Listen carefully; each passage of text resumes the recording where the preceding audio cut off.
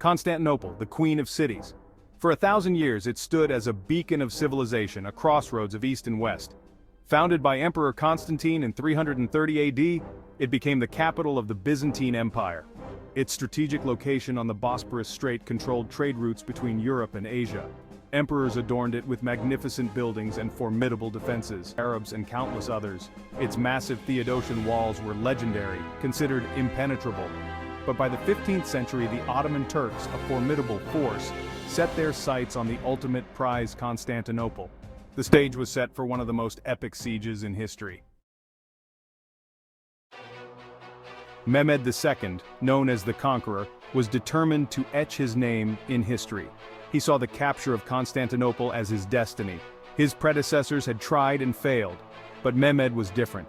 He was ruthless, intelligent, and possessed a burning ambition. He understood the symbolic and strategic importance of Constantinople. Its capture would mark the end of the Byzantine Empire and the rise of the Ottoman Empire. The Byzantines under Emperor Constantine II knew the threat they faced. They were outnumbered and outgunned. Their once mighty empire had been reduced to a shadow of its former glory. They repaired their aging walls and prepared for the inevitable onslaught. They appealed to the West for help, but Europe, divided by its own conflicts, was slow to respond. Only a handful of Genoese and Venetian soldiers answered the call to defend the city. The Theodosian walls, built centuries earlier, were a masterpiece of military engineering. But Mehmed II had a secret weapon, a massive cannon forged by a Hungarian engineer named Orban. This monstrous weapon could hurl granite balls weighing over 1,000 pounds. The stage was set for a clash of civilizations, a battle between old and new. The siege began in early April 1453. The Ottoman army, a vast force of over 100,000 men, surrounded the city. The defenders, numbering no more than 7,000, watched from the ramparts. Mehmed's first objective was to break through the Theodosian walls. He unleashed a relentless bombardment. Huge granite balls slammed into the ancient walls, sending showers of stone and dust into the air. The defenders watched in horror as their once impenetrable defenses began to crumble. For weeks, the bombardment continued. The defenders fought back with their own smaller cannons and Greek fire. They repaired their defenses as best they could, but the Ottoman cannons were relentless. Then, on May 29th, a critical section of the outer wall finally gave way.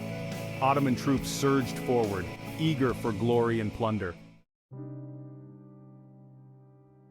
With the Theodosian walls breached, the fate of Constantinople hung by a thread.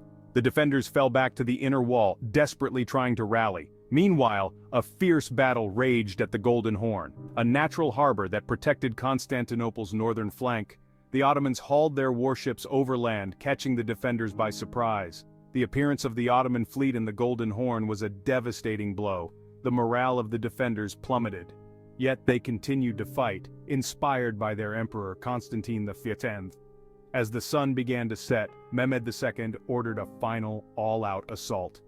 The defenders, exhausted and depleted, fought with the last ounce of their strength. The final assault was a scene of unimaginable chaos and carnage. The Ottoman Janissaries fought their way into the heart of the city. Constantine VII, the last Byzantine emperor, knew that all was lost. He removed his imperial regalia and threw himself into the thick of the fighting. His final moments were lost to history, but his courage became legendary. With the death of their emperor, the remaining defenders' resistance crumbled. Constantinople, the city that had stood for 1,000 years, fell in a single day. The fall of Constantinople sent shockwaves throughout Europe. It marked the end of the Byzantine Empire and the rise of the Ottoman Empire. The fall of Constantinople had profound consequences for both Europe and the Middle East. For the Ottomans, it was a triumph of epic proportions. It cemented their position as a major power and ushered in a new era of Ottoman expansion. Mehmed II entered the city in triumph and converted the Hagia Sophia into a mosque. For Europe, the fall of Constantinople was a traumatic event.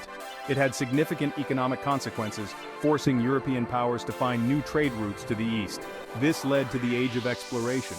The fall of Constantinople also led to a cultural exchange between East and West. Byzantine scholars and artists fled westward, contributing to the Renaissance. The echoes of that fateful day can still be felt today in the cultural tapestry of Istanbul.